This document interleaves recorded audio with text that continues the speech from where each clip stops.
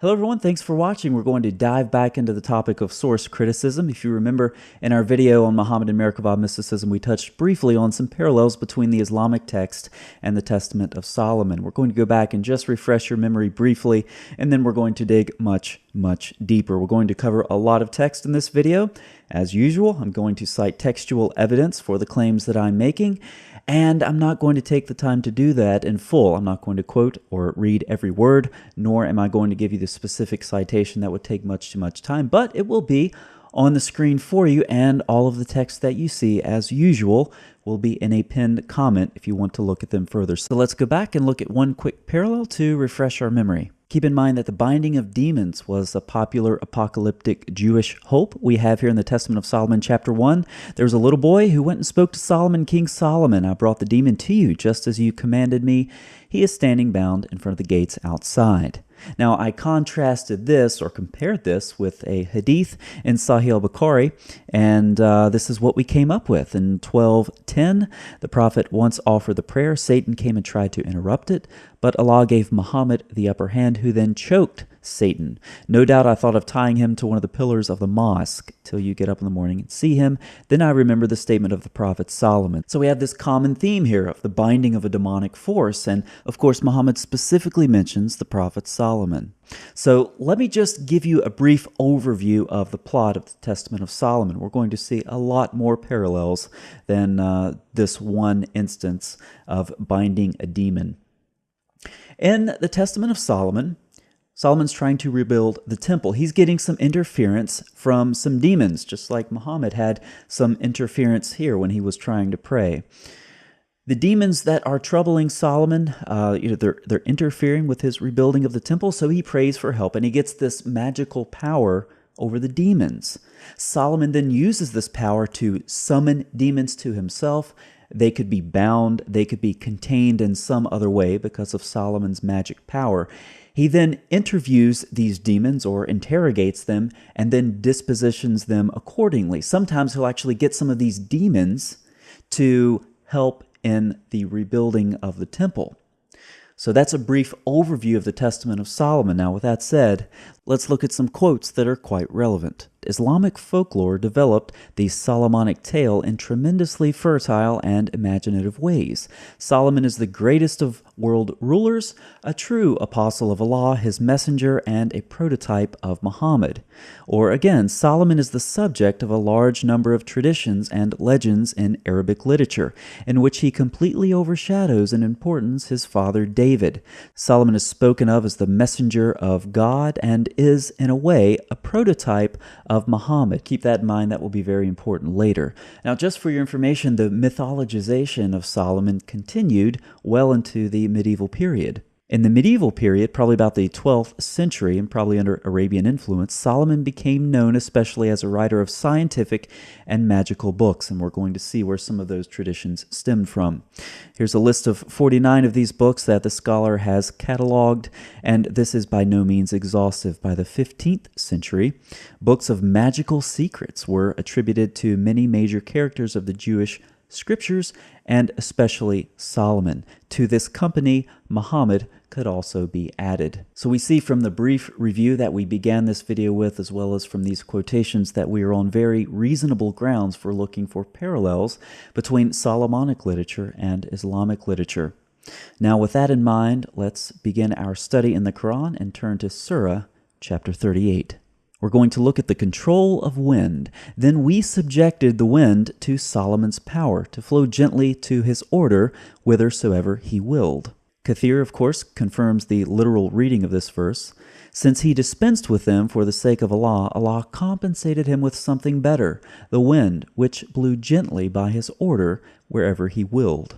Now, is there a parallel between the Quran and the Testament of Solomon? I suggest to you that there is. One of the demons that Solomon subdues and summons to himself is a wind demon. He, that is the wind demon, broke through a large contingent of soldiers, raised up a blustering cloud of dust from the earth, transported it upward, and hurled it against me many times, while I watched in amazement. When I stood up, I spat on the ground at that spot, and I sealed him. As a result, the moving air stopped. Solomon was even able to give some of his magical powers over the wind to one of the servant boys that was in his care. Then the boy obeyed the orders and went to Arabia. Now the men from the region doubted whether it was possible to bring the evil spirit under control. Nonetheless, before dawn, the house servant got up and confronted the spirit of the wind. The demon then entered the flask under the control of the boy. The boy stood firm. He bound up the mouth of the flask in the name of the Lord. The wind demon stayed inside the flask. So in Surah 38, Solomon has power over the wind, just like in the Testament of Solomon, not only the wind, but the wind demons themselves. Now let's return to Surah 38. Then we subjected the wind to his power to flow gently to his order whithersoever he willed, as also the evil ones, including every kind of builder. And then the reference here to them being bound together in fetters. Now this is what happens, as I said, over and over in the Testament of Solomon. Demons are bound or somehow contained and then brought to Solomon. But look at that word, builders, right here in Surah chapter 38. Every kind of builder. Let's make a quick stop into Tafsir Ibn Kathir, and then we'll go back into the Testament of Solomon. And also the shaitan, from every kind of builder and diver, means among them were some whom he used to build high rooms, images, basins as large as reservoirs. Keep that in mind, the building of high rooms. And cauldrons fixed in their places, and other difficult tasks which humans were unable to do.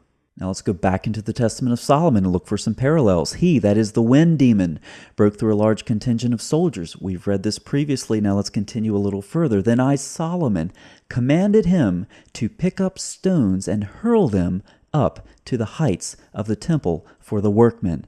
Sounds like builders, doesn't it? Or again, now when I, Solomon, heard these things, I commanded him, this time the prince of the demons, to cut blocks of Theban marble. Are you seeing the parallel here between the Quran, especially as Kathir brings it out, with the binding of these evil spirits and forcing them to perform these tasks?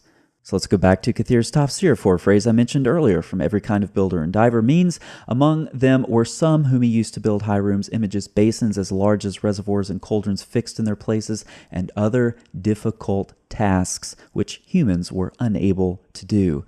Is there a parallel there to the Testament of Solomon? You better believe it. Now there was a gigantic cornerstone which I wish to place at the head of the Comer to complete the temple of God. All the artisans and all the demons who were helping came to the same location to bring the stone and mount it to the end of the temple, but they were not strong enough to budget. Now as Kathir indicates, Solomon gets even more powerful demons to do the task that no one else could do. When he had said these things, the Arabian wind demon went in underneath the stone, lifted it up, went up the flight of steps carrying the stone, and inserted it into the entrance of the temple. Let's go back to Surah chapter 38. What about this term divers? We see it here. Also the evil ones, including every kind of builder and diver. Now if we go to Kathir's Tafsir, we'll see that he talks about, for no better way to say it, aquatic jinn that dive down and get Solomon pearls. Are there aquatic demons in the Testament of Solomon? Of course there are. Then Solomon said to him, this is the Arabian wind demon, what can you do for me? The demon responded, I am able to move mountains, to carry houses from one place to the other, overthrow kings. And I said to him, if you have the power, lift this stone into the beginning of the corner of the temple.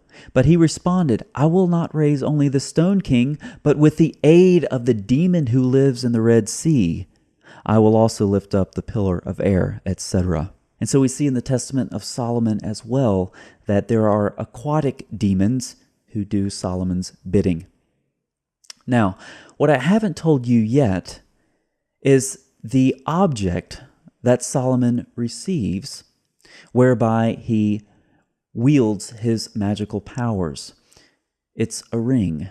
Let's go back to the Testament of Solomon, chapter 1. When I, Solomon, heard these things, that is referring to the demons interfering with the building of the temple, he asked God for help, and so he was praying. And then the Lord sent him, through Michael, a ring which had a seal engraved on a precious stone. Now Solomon would use this ring to exercise his magical powers over the demons. Then Solomon said to the boy, at the moment the demon appears to you, fling this ring into his chest and say to him, come, Solomon summons you. Or again, Testament of Solomon, chapter 7, when I stood up, I spat on the ground at that spot, and I sealed him, that is the demon of the wind, with the ring of God. Now let's step back outside of the Quran for a second. Are there parallels between this and other Islamic texts? Do we find talk of an engraved ring? Well, if we look for Muhammad and ring, we see that Muhammad had a ring with an inscription on it. We also see another one there, and another one there, and another one there, another engraved ring there, Muhammad's ring again, and again, and again, and again, and on it goes. So we see in narration after narration after narration after narration that Muhammad had an engraved ring. Let's go back to a quote that we read at the beginning of this video. Islamic folklore developed the Solomonic tale in tremendously fertile and imaginative ways. Solomon is the greatest of the world rulers, a prototype of Muhammad. Now, could it be that the reason for so many narrations about Muhammad and his special engraved ring, could that be something related to the quote that we just read, that the Hadith compilers saw some sort of relationship or wanted to establish some sort of relationship where Solomon was the prototype of Muhammad, and so they tried to link him implicitly with his special engraved ring? Well, now you may say, but that's not the Ring of Solomon. It never mentions the Ring of Solomon. Well, in fact, we do find Muhammad talking about the Ring of Solomon. Narrated Abu Hurairah that the Messenger of Allah said, "A beast will emerge from the earth. With it shall be the Ring of Solomon." So we see that the Ring of Solomon shows up in Islamic eschatology as well. What a coincidence. Now, before we move on, I want to make one point. The traditions that we've been reading here are esoteric. For those of you who don't have English as your first language, let me say it another way. This stuff is weird. Solomon is binding demons with the power of a magical ring. He's summoning them to himself. He interrogates them. He puts them to work, makes them build the temple. He summons an aquatic demon from the Red Sea. This is weird stuff. And the fact that it shows up in the Quran and shows up in pre-existing traditions means something. It requires an explanation. Now, having established numerous parallels in some detail between the Quran as well as other Islamic texts and the Testament of Solomon, I think it's safe to push forward and suggest the Testament of Solomon as the background for some other rather puzzling narrations. We see in the Testament of Solomon chapter 1 that the demon who was troubling the boy came as the sun was setting.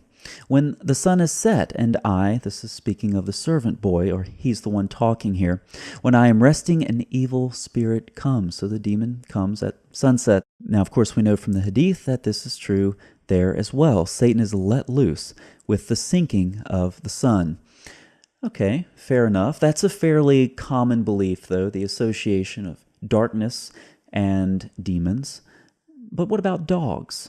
Let's go back to the Testament of Solomon. Then I commanded another demon to appear before me. So this is Solomon talking.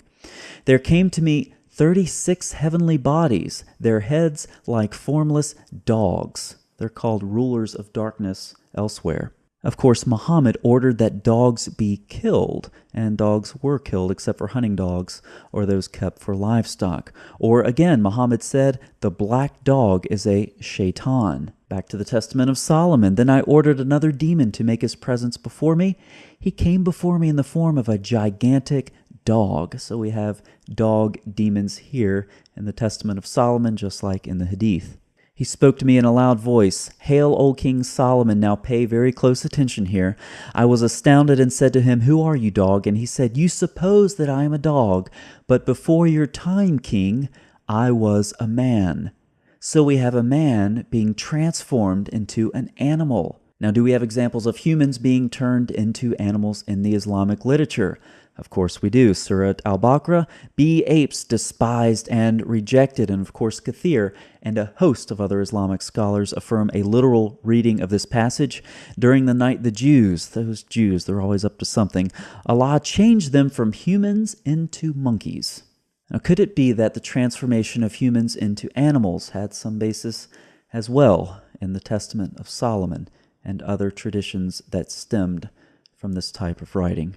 Let's summarize the parallels that we've seen. The binding of demons, Solomon's control of the wind in Surah 38:36, the builders and divers of Surah 38:37, the ring of Solomon, and of course Muhammad's ring, and the ring of Solomon, of course, occurs again in Islamic eschatology. Demons come out at sunset, demonic dogs, or dog demons, however you want to think about it.